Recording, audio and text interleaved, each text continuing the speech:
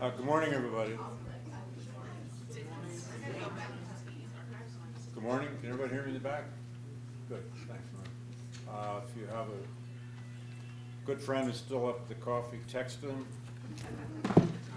Tell them they're delinquent or something, or not. Welcome, a warm welcome. All of you who may be from out of town, which is quite a few. Welcome to Yale.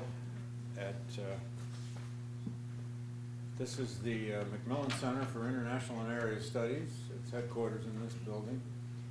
It's a very large consortium of institutes, centers, 25 or 30 of them, that do all parts of the world's geography, cultures, nations, and we are part of that. The Gilder Lehrman Center for the Study of Slavery and Abolition was founded in 1998.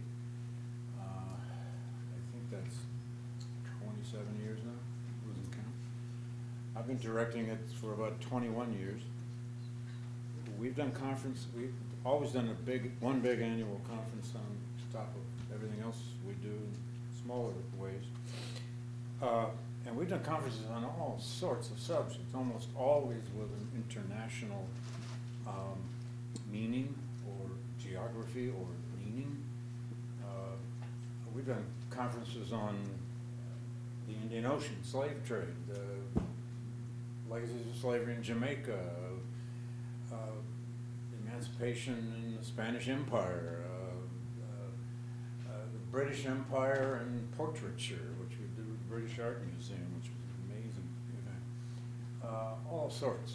Cuba, we did the history of slavery and abolition in Cuba at the depths of COVID, and that's when we learned, my God, there are a lot of people out there online. And we are today live streaming this entire conference. So hello to all out there on live stream. Thank you for getting up early. If you're on the West Coast, what are you doing up? Anyway, we are devoted to the study of slavery and abolition and all of their legacies and afterlives across all borders and all time. And this conference has come out of, in part, well, actually fairly directly out of the project that we led that produced the book called Yale and Slavery, A History, which came out almost exactly a year ago. More than 3-year effort, sponsored by the Yale president and his office.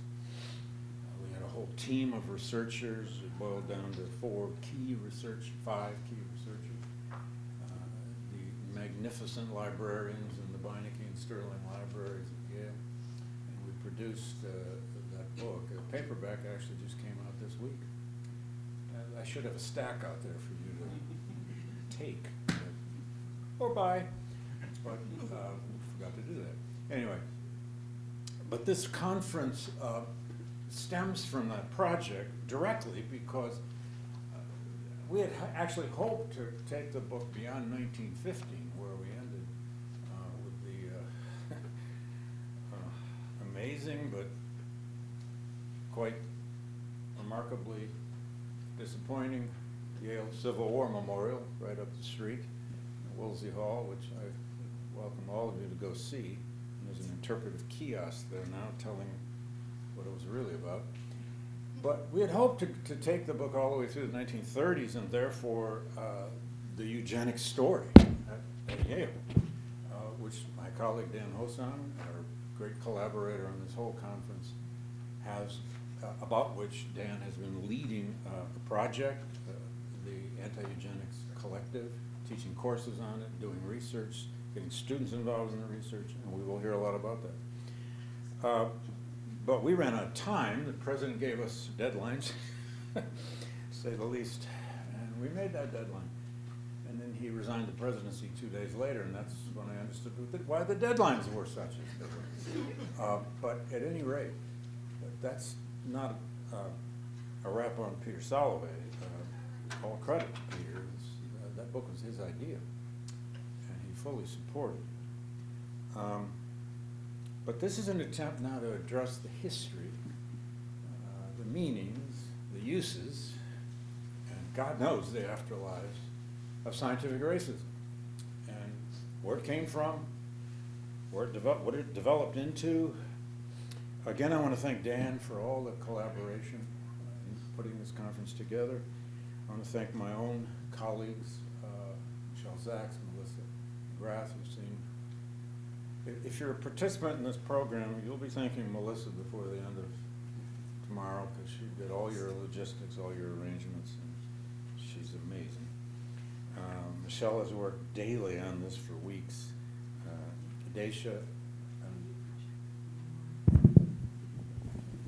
project a little more, I was told. Feel like this is a large toothpick or something. I'm too tall.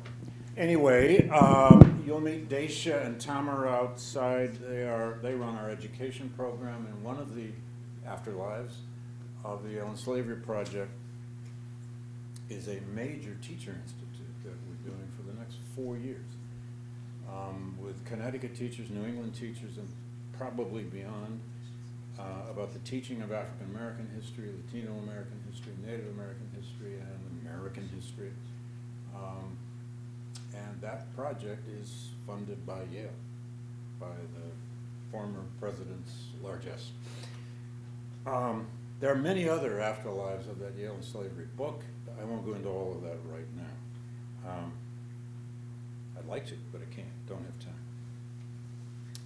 There will soon be more and more memorialization about slavery at Yale around the campus in forms of art, plaques, kiosks, possibly one major memorial, but I'm not on that committee. I'm glad I'm not.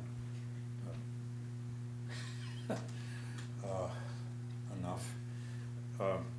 But all I want to do here is just briefly set a stage for what's to come here in this remarkable conference, which is so interdisciplinary. People obviously from the natural sciences, from the museum world, from the medical school, from history, from sociology, political science. But I want to take us to 1854, just for 10 minutes. 1854, the year of the Kansas-Nebraska Act. Could give a quiz now, but I don't want to embarrass anybody. Huge turning point in American political history. No? Am I all right? Oh, you want me to use one of those? Okay. I'm sorry, live stream audience, if you weren't hearing me. Time to wake up. Okay. Frederick Douglass had never given a speech on a college campus. He'd never been on a college campus. He'd never been in a school as a student. As many of you must know, he never had any formal education whatsoever, or certainly in slavery. His education came from books and people. He had started to collect books in a fairly serious way. He didn't have any money, but people helped him collect books in the 1840s. And he got invited to give the commencement speech at Western Reserve College in 1854, July 1854. Now, Western Reserve College was the origin of what is today Case Western University. And the original Western Reserve College is now Western Reserve School. It's a private boarding school. It's a beautiful campus. He spoke in a tent to 3,000 people outside of their chapel. The chapel's still there. They now commemorate this event every year. It's in Hudson, Ohio. Go there if you're ever in Hudson, Ohio. He was invited by the Phi Delta Literary Society, but the leadership of the university tried to kill it. Black abolitionist is coming to speak at commencement. This is 1854. It's the first time ever an African American was invited to give, in effect, a graduation speech at an American college or university. And the leadership of Western Reserve suddenly thought, well, wait a minute, they don't want to be the first to do this, even though the college had abolitionist leanings, some. But the Phi Delta Literary Society invited Douglass, and the senior class invited Douglass. Douglass though didn't accept initially. He went to a man he'd made friends with, Professor Anderson, who was an ethnologist at the University of Rochester. Douglass lived in Rochester, and he got to know this Mr. Anderson, Professor Anderson, quite well, respected him. M.B. Anderson was his name. And Anderson said, no, go do this. And maybe you ought to speak on science and race. And Douglass borrowed a whole bunch of books from him. Biographies, by Josiah Nott, by Smith, by all these ethnologists, I suppose. There are lots of names for it. He called his speech, "The Claims of the Negro Ethnologically Considered." I think he was probably trying to sound academic, but he forgot to put a colon in with a bunch of nonsense after the colon. Douglass was clearly anxious about this. In his own records, he says he spent days and nights writing this, days and nights reading for this. I mean, think about it. Just a commencement address alone would I have to give one at my alma mater this spring at Michigan State to 16,000 grandparents or whoever comes to these things. It's terrifying. You get 15 minutes to say nothing that anyone will ever remember. Douglass spoke for 2 hours with a written, carefully crafted address. I can't go into all of it, and I, of course, won't. But after consulting Anderson, he spent a lot of time reading these people. The greatest of the natural scientists, I guess that was the proper term at the time, like Osagie at Harvard. Note the context again, though. This is 1854. The American political party system is beginning to tear itself apart. The Republican Party's just been born. Kansas-Nebraska Act has just torn apart American political culture. The Fugitive Slave Act's been tearing apart American political culture for 4 years. Fugitive slave rescues have been happening all over the country. Douglass was involved in some of them himself. He helped, by his count, about 100 refugee former slaves escape through Rochester. The country's in deep turmoil. Douglass gives an academic address. Now, it's full, he spent the first 2 pages apologizing for being there, which was a common thing for him. Why have you invited me? I don't know anything about this. Why me? And then he goes on to demonstrate why me. And then he does the usual commencement rhetoric stuff about how the students are now on a gallant ship fully rigged and amply fitted about to go out on the ocean of placid waters, to leave the placid waters of their harbor for the boisterous waves of the sea and the great voyage of life, and on, commencement stuff, the voyage of life. And then he says, but I worry, you have an imperfect compass. You might have an imperfect compass. And then he dives right into the racial sciences. He says, when you face the arguments of scientific racism,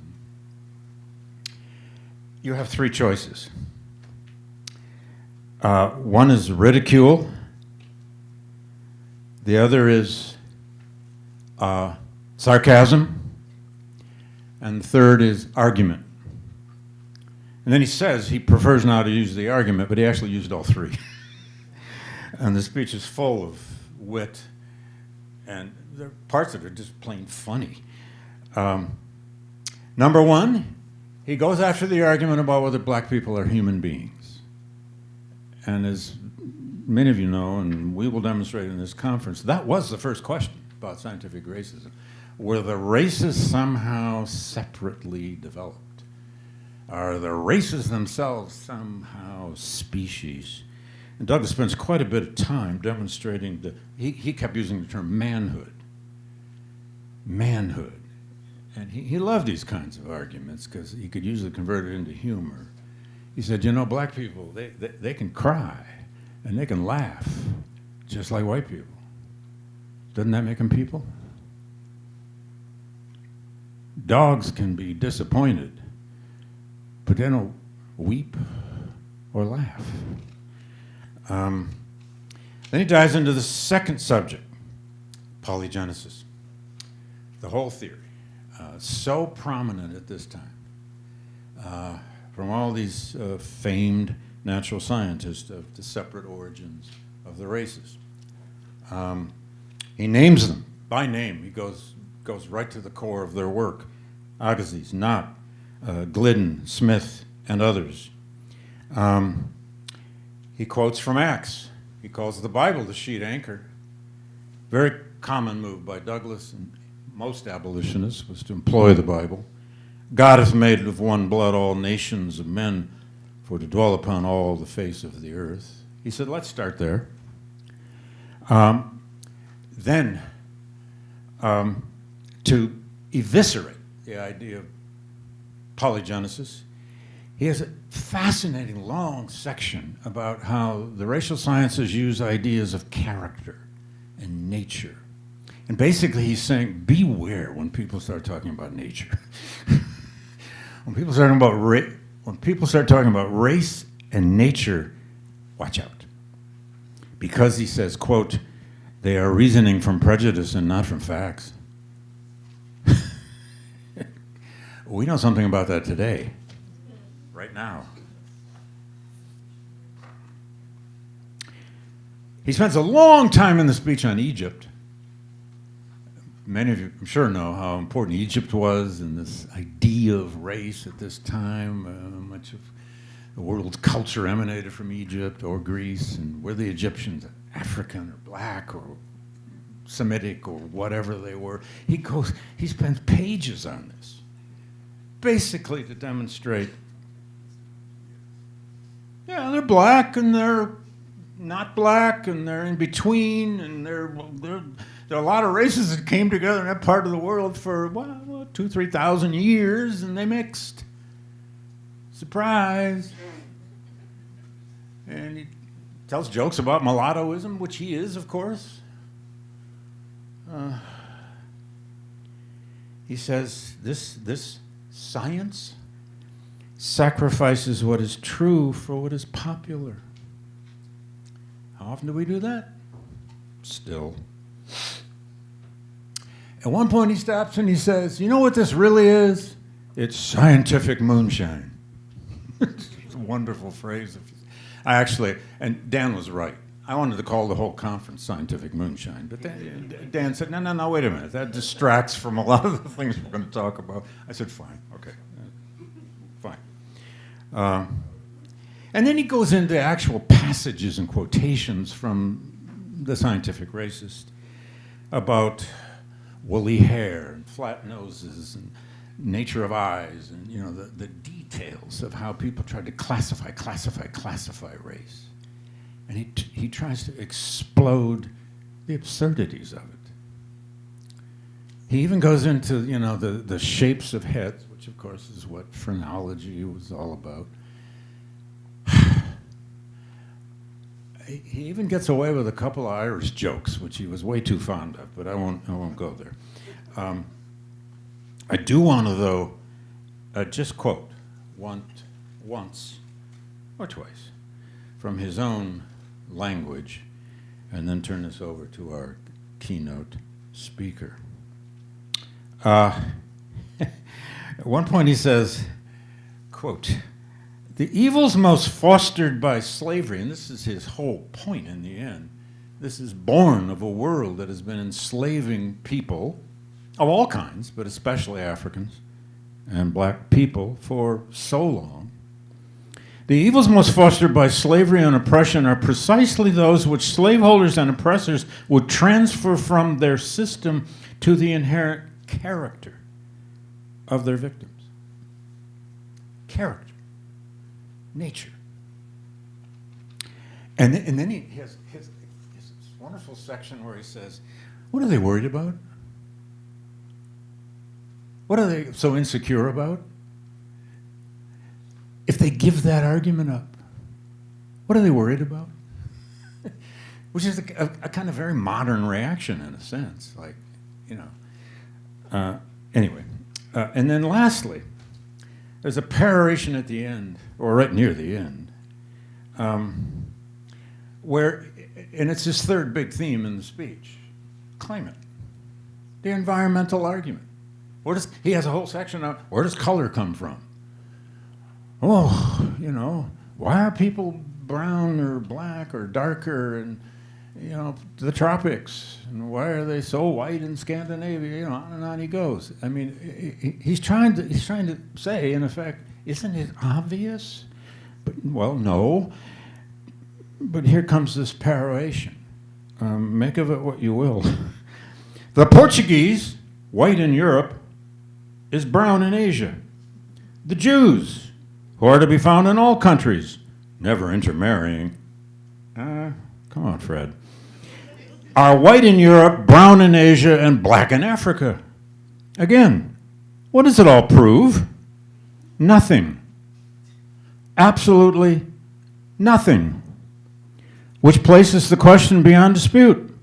But it does justify the conjecture before referred to that outward circumstances may have something to do with modifying the various places of humanity, phases of humanity.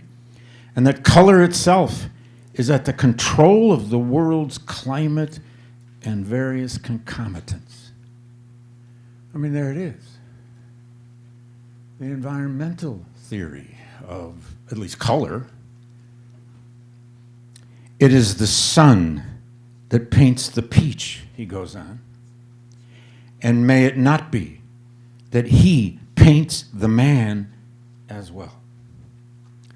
Douglass was brilliant at homespun metaphors. I don't know if the sun is homespun. I gotta rethink that one.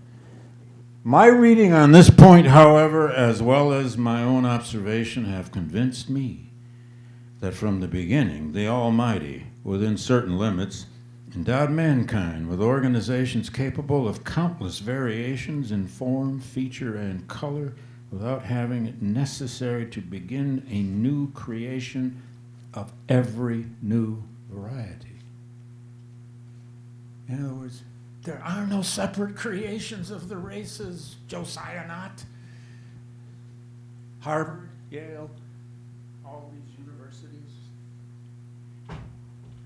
And then he makes the argument for his word, actually borrowed it from James McCune Smith, the composite nature of the human family. Composite. It's the argument for pluralism. The speech had a mixed reaction. It had some good press coverage. It had some terrible press coverage. Part of the terrible press coverage was, why did you ever invite this black abolitionist to cause all this turmoil? And then there was other press coverage that said, God, that was brilliant. That was amazing. That was courageous. That was brave, and so on, and so on. Or there was press coverage that said, in effect, how did he know all that?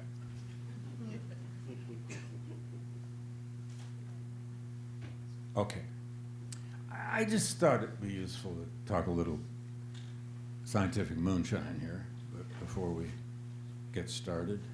And it also helps us understand, which most people here know, how old this problem is and how beguiling it is. There's actually a point in the speech where he talks about why this argument, especially polygenesis, is so attractive. He uses the word attractive. It begins to explain kind of everything once you buy into it. It takes you to first base, then to second base, then to third base. He doesn't use a baseball metaphor. That's mine. Okay. Again, welcome. We're in for a remarkable weekend here, which, by the way, started last night. Our filmmakers here, I don't know if they're here yet this morning. How many of you were here for the film last night? Oh, great, okay. I couldn't quite get to sleep. I don't get to sleep very well most nights, but last night I know why.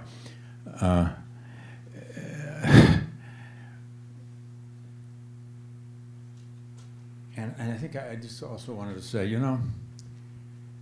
We're all struggling right now to find our feet, to feel grounded, to know what to do next or what we can do with the kinds of tyranny flowing down on us from Washington, the news. Some are escaping from it, some are obsessed with it, some are walking around in panic. My students are, but they don't have a clue what to do about it. No offense, because your faculty aren't doing so well either. But what do we have but our work? What do we have but the little powers we have in universities to create knowledge and spread it beyond our own gates, outside of these boundaries? One of the problems in academia is we've been looking inside at ourselves so long and talking to ourselves so long. Lo and behold, this recent election seems to have, if we've got our eyes open, taught us that a huge swath of this country doesn't trust us. In fact, hates us. Thinks we're bloated with too many liberal professors and way too much bureaucracy. Thinks we're, just spinning our wheels in liberal nonsense. They don't know what we do, but maybe we haven't translated it enough, or especially beyond our own gates. This is a subject. This conference is subject, and we've tried to design it this way. It's not just for us.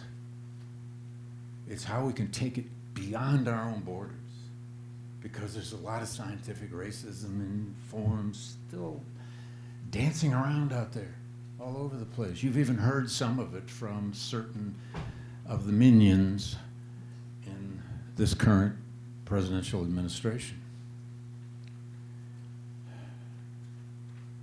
I think most of them must still believe that a basketball team needs a white point guard. Remember that argument? Or quarterbacks? Anyway. Okay, it's my great pleasure to welcome for our opening address Obasogie, who is the Haas Distinguished Chair and Professor of Law at the University of California at Berkeley Law School. He's jointly appointed in their joint medical program and the public health program. He did his BA here in sociology and political science at Yale. Welcome back.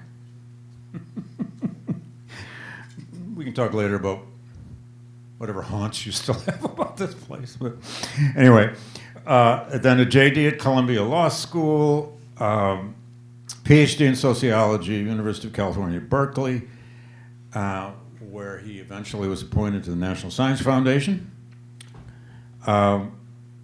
He writes about and studies constitutional law, policing and police use of force, bioethics, race and medical inequalities, reproductive and genetic technologies. He's now been elected to the National Academy of Medicine. He's had Guggenheim Fellowships, among many others. And his current work examines the role of science, medicine, and medical professionals in hindering the ability to hold police officers accountable when they use excessive force. Huge issue in our society, has been for a long time. And he's deeply interested in the legacies of the American eugenics movement and its still surviving impacts today. He's also had a deep interest in the use and the nature of DNA databases. So, without further ado, to set us up much better than I did, please welcome Professor Obasogie from Berkeley.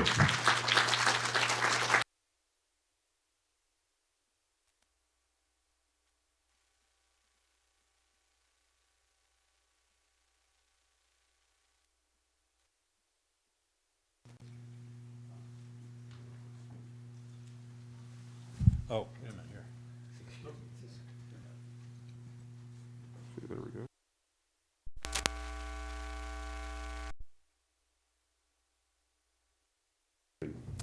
And it's truly an honor to be invited to give the opening address for this important gathering. I want to thank the Gilder Lehrman Center for this opportunity, with a special thanks to Professor David Blight and Professor Dan Osagie for their vision and commitment to continuing this important conversation on the legacy of eugenics. So the racial reckoning of 2020 following the murder of George Floyd in Minneapolis was marked by global protests calling out the ongoing impacts of race and racism on communities of color. The conversation largely focused on police and police use of force, but extended to other areas where racism continues to have tremendous harm on vulnerable populations. So one area that became part of the conversation is the historical role of universities and other nonprofits in promoting eugenics. So eugenics is the idea that race and heredity shape human worth, and that there should be interventions to promote the reproduction of the most fit, which tend to be wealthy white people, and limit the reproduction of those thought to be a burden on society, namely poor people, minorities, and people with disabilities. For example, as part of the racial reckoning during the pandemic, nonprofits such as the ACLU and the Sierra Club acknowledged how their founders, such as Margaret Sanger and John Muir, harbored rather explicit eugenic ideals that viewed the reproduction of minority groups as a threat to whiteness and embraced various interventions to limit population growth among Black and brown communities. And there were similar conversations about the role of universities in promoting eugenics as a legitimate science. For example, the University of Southern California removed the name of Rufus von Kleinsmid from one of its buildings, as well as a bust of him that was featured on campus. Von Kleinsmid was USC's 5th president from 1921 to 1947 and openly advocated eugenics. Similarly, the University of College London acknowledged its central role in promoting eugenics, which included hosting an honorary lecture on eugenics up until 2017 that featured white supremacists. So it would not be an overstatement to say that the late 19th and early 20th century eugenics movement would not have been possible without universities and the academic researchers who created the intellectual conditions for human atrocities such as sterilization and genocide to be understood as scientific progress. Many academic fields emerged and matured at the social and political moment that eugenics was embraced as public policy. Fields such as sociology, anthropology, and statistics, not to mention much of the life sciences, medicine, and public health, came to develop frameworks for understanding human life in ways that aligned with the eugenic perspective that only those thought to be biologically superior should reproduce and inherit the earth. So the end of World War II and the revelation of the full scale of Nazi atrocities done in the name of eugenics led to a political rejection of this concept. The Nuremberg doctors' trial marked a profound moment where legal and political accountability was pursued for scientists and researchers who experimented on those who were incarcerated in concentration camps.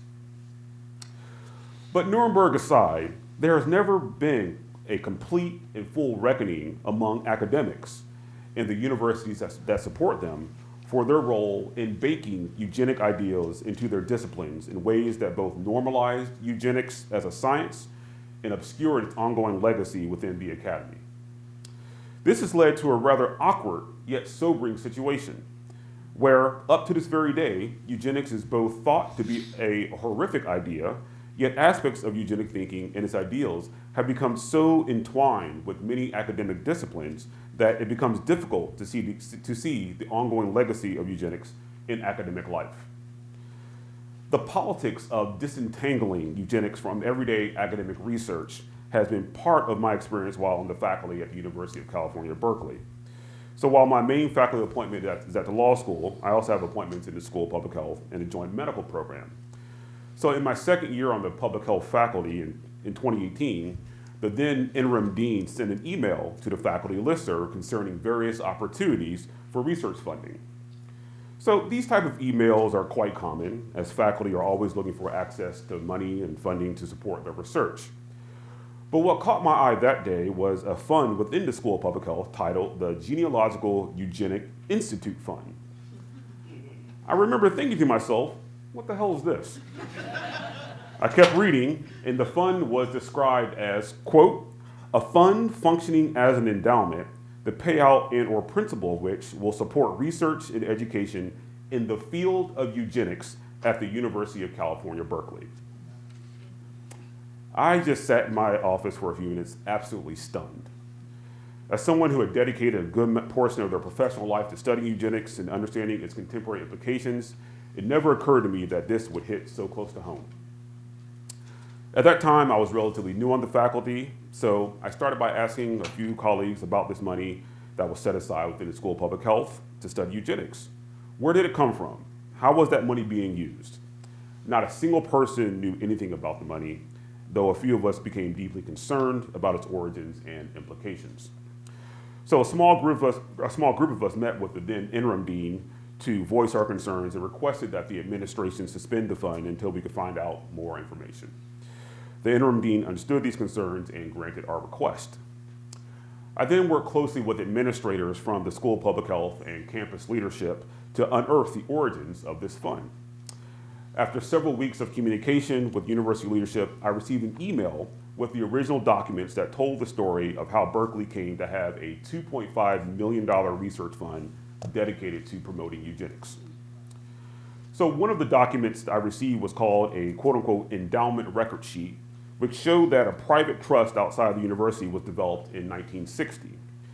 The document stated that this private trust was established, quote, for the primary purpose of improvement of the human race through research and education in the field of eugenics, end quote. So the trustees were charged with creating the, quote, Genealogical Eugenic Institute to carry out these activities. And by 1971, there were concerns that the trustees were not using the foundation's assets as intended. So then the California Attorney General sought to remove the trustees and pursued an agreement with the regents of the University of California for them to become the new trustees. So the regents assumed that new responsibility in 1975, and importantly, in becoming the new stewards for this trust, the regents did not change any of the terms of the trust, which explicitly stated that the purpose of the money was to, quote, establish the science of eugenics, end quote. So the regents then allocated the money to the Berkeley campus, which then designated the funds to the School of Public Health. And that is where the money has been since the late 1970s.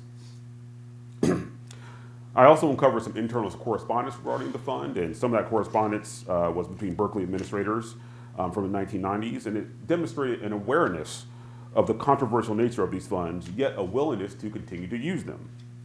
So some administrators stressed the need to, quote unquote, downplay the money, since some people might find eugenics to be morally reprehensible and reminded people of fascism. One thing that is clear is that people within the School of Public Health and broader campus understood the problems with accepting and using money designated for eugenics research. Yet they chose not to address or confront these issues.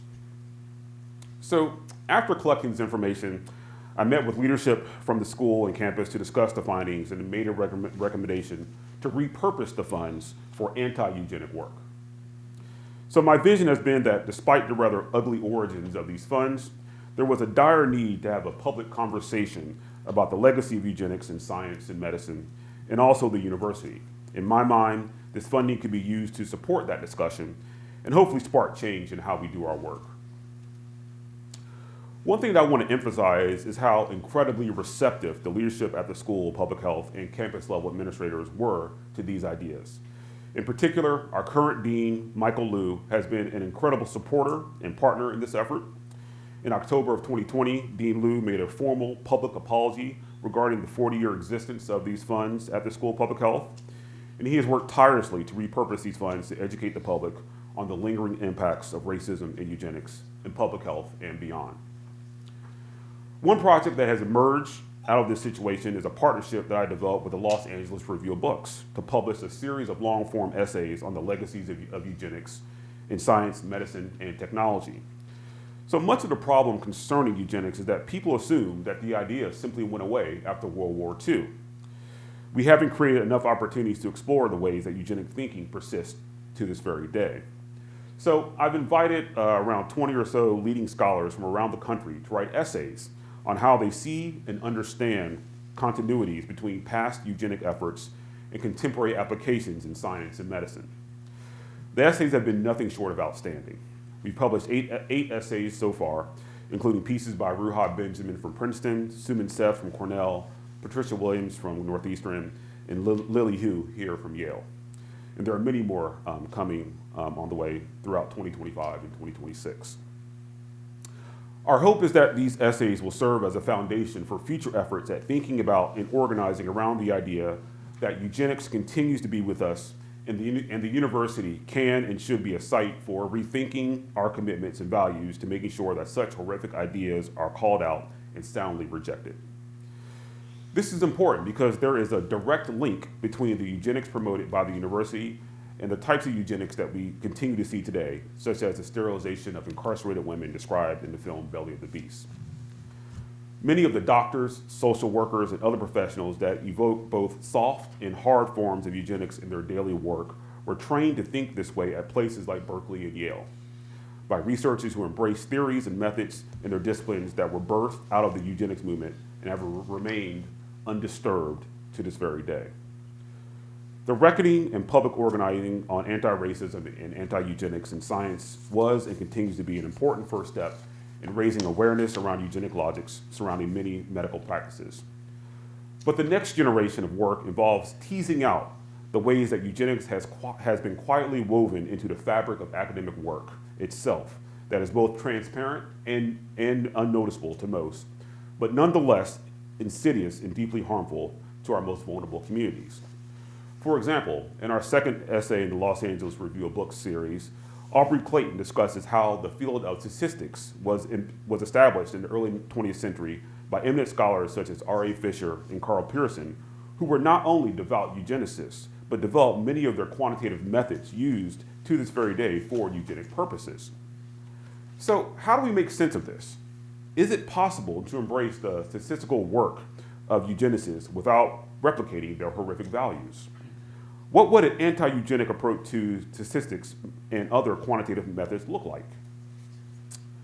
And might that approach not only improve the values we bring to scientific work, but also make the science itself better? Statistics and quantitative methods are only one of many academic fields across the university that might benefit from rethinking the quiet yet pervasive ways that eugenics shapes academic life. For example, the field of criminology and persistent claims about the so-called criminal brain might benefit from having an honest assessment of where this idea came from and the work that it continues to do in shaping the work of many criminologists in profoundly disturbing ways. The field of social work and social welfare could benefit in revisiting how contemporary practices concerning, for example, our foster care system and the removal of children of color from their homes has ties to past eugenic sensibilities. And my own disciplines of law and public health have their own distinct ways of uncritically espousing eugenic worldviews without fully appreciating their origins or impacts.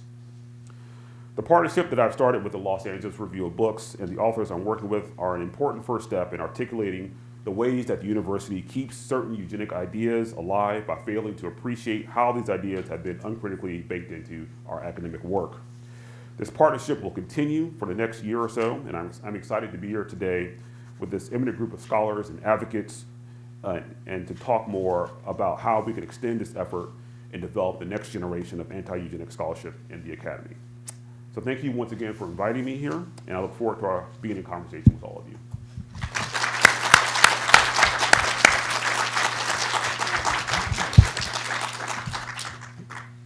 We have 10 minutes for questions. How about that? We're very determined in our conferences to keep time for Q&A, even with the keynote address. So, questions thus far about the Berkeley story or anything else? Or just raise your hands. Oh, Deborah. Sorry. Evelyn. Thank you.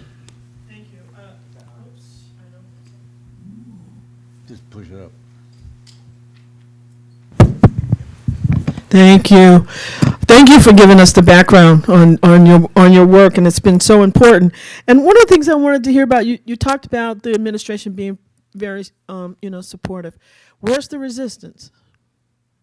Where's the resistance? Mm-hmm. Some of it's on my own faculty. you know, it's interesting, we had an internal conversation within the School of Public Health about this issue, and I wrote like a 8 or 10 page memo circulating to the faculty with a proposal. And, you know, to be blunt, there were members of the faculty who didn't see what the problem was. And they voiced that concern publicly, you know, and we had that conversation. So I don't mean to imply that this is a kumbaya moment where everyone kind of rallied around this idea. There are certainly some folks who either actively resisted or passively kind of shrugged their shoulders. But I also want to emphasize that, you know, I think there are moments where we're all critical of academic administrators. And I think when academic administrators respond appropriately and are supportive of faculty, I think it's also important to acknowledge that. And so to give, particularly some of our junior faculty, you know, kind of hope and a sensibility that there are ways to partner with the administration to make change on campus. I think this is one of those stories I want to uplift. And, you know, there are various strategies that we took.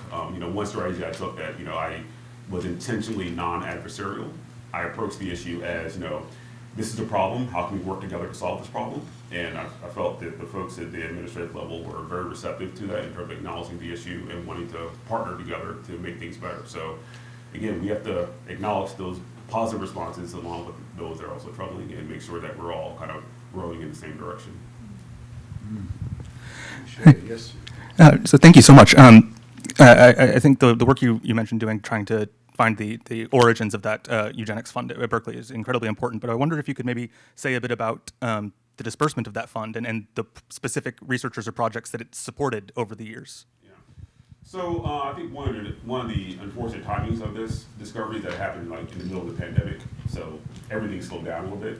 So we are now just kind of starting to pick up now. So it's 2025, we're now starting to kind of be able to kind of think more broadly about, okay, what would it mean to, for example, to have a meeting on campus to talk about that. So that's one of the things we're planning on, is having a large gathering on campus to both kind of talk about and discuss the essays, but also think about a plan forward. So our ideal is that we really want Berkeley to be the model for how to respond to these types of situations in terms of how to use an unfortunate situation as a way to shed light on a broader systemic problem across universities in general, and how do you kind of move forward responsibly and sensibly in a way that can help not only acknowledge the problem, but also kind of, you know, be leaders in making sure that we address the issue, and how do we kind of promote a new way of thinking about public health and medicine in particular that kind of distances itself from these from these eugenic ideals to, you know, to create what could be an anti-eugenic approach to medicine and public health. And so, If I could just follow up, okay, I was, do you have a sense of while before your discovery, while it was still being used for eugenic purposes, what was actually specifically being supported by it? how the money was used? Yeah, how the money was used. So that's something that we don't have a good sense of. So there weren't any kind of, you know, great records kept in terms of who the money went to and how it was used. That's amazing. Yeah. That's, Give out a fellowship. I've asked, I'm willing to have you to. I'd love to help you dig into that. Yeah. I don't believe it. Yeah, right. We're gonna help you figure that out. Gentleman right behind the, did you have your hand up? No, you didn't. Okay. Oh, back here. Okay. Go ahead. Yeah, I just want to thank you for coming in and speaking on this. I want to know the translational component of it and what Cal Berkeley is doing to translate this beyond the ivory tower into the community. It's a great question. So the translational work is really being done by a lot of the graduate students. So I'm working with a graduate student now who is thinking very carefully about the sterilization of women in California prisons, and thinking about how to not only provide both emotional and financial compensation, but also how to make sure it doesn't happen again. You know, this is one of the things I find so striking about this issue, particularly around sterilization in prisons, is how even after these revelations come to light, a lot of physicians in prison don't see what the problem is, and they continue to think that they're doing something positive for these women and for society as a whole. So we have to fundamentally retrain an entire generation of physicians to just think differently about the way that they interact with patients, particularly those patients who are in vulnerable situations such as being incarcerated, and just fundamentally shape the orientation they have towards how they think about an entire population of people. And that's going to take years, right? But at the same time, there are ways that we can kind of think about, for example, how, our first-year medical students in the joint medical program or at UCSF, how we train them. So for example, I teach first-year medical students as part of the joint medical program, and I am very intentional in bringing these histories to them as first-year medical students, because before they take anatomy, or before they do clinical work, I want them to know the history that they're entering and the responsibility they have to do right by their patients and to be better physicians. And that starts, again, the moment they start on campus, as opposed to some afternoon panel that happens 10 years down the road. By then it's too late, right? We have to shape the way that they think about their profession at the outset. And so I think there are, as we think about ways to kind of use this money productively, again, the School of Public Health is doing a tremendous amount of, a tremendous job in kind of changing the curriculum within the school, but we have to kind of spread that not only across the campus, but across the country in terms of just changing our expectations for what it means to train the next generation of professionals to make sure that these type of behaviors and ideas about people go away. I'm tempted to ask for 3 cheers for doing the history first, but I won't. Let's take one more. Let's take one more question. Thank you.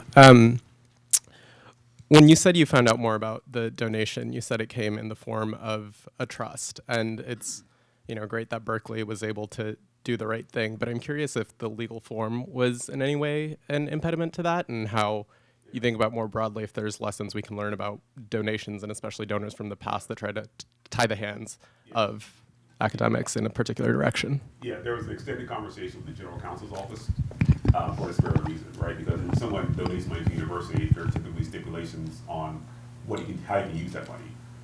And so you just can't, this wasn't something that overnight we just changed the purpose and use of the money. There's a long, extended legal conversation to make sure it's done appropriately. So it's a good point, because I think what you're highlighting, the fact is that oftentimes money is given to universities for reasons, let's just say, in amounts that are difficult to refuse, but for reasons that we probably should not embrace. That's charitably put. So we have to figure out how to negotiate that. That is to say, particularly for folks who give money, to say they gave money at a moment in time when that purpose that we now see as problematic was less problematic. And so how do you work with their family members, and how do you work with the legal boundaries of the cause itself to make sure that everything's done appropriately and done in a way that is respects the values we have today. And again, that's an extended conversation that you have with the people around you, and it takes time, but it can be worked out. Sometimes they're called mandates, about how you can use it. But maybe sometimes you can find a granddaughter of the donor, who's got a different mindset or something. Gosh, we could go on all morning just with this case. But we have another session about to start. And the schedule is that we will do the next session now on the deep history of this history. And then our first coffee break will be at 11:15, I think. Thank you, Professor. Great. Thank you. And if our next panel of 3 could please come up, we will